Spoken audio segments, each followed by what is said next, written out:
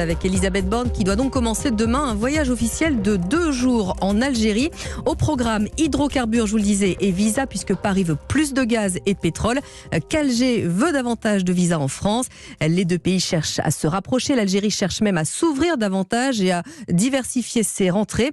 Elle a donc organisé un salon du tourisme cette semaine. Reportage de l'envoyé spécial d'Europe 1 en Algérie, Mathieu Bock. Si le ministre du Tourisme Yassine Hamadi passe ses journées entières à déambuler dans les allées du salon afin de promouvoir l'Algérie, c'est parce qu'il estime que son pays doit cesser de ne dépendre que du pétrole et du gaz. L'expérience nous a montré que l'instabilité fait défaut du prix du pétrole. Vous avez vu au début de la pandémie, on vendait le pétrole à moins de son prix de revient. On veut arriver à ne plus compter sur les revenus des hydrocarbures. Donc il y a le segment touriste, agriculture et industrie. Mais avec des visas tourisme qui coûtent une centaine d'euros, l'ouverture de l'Algérie s'avère encore compliquée aujourd'hui.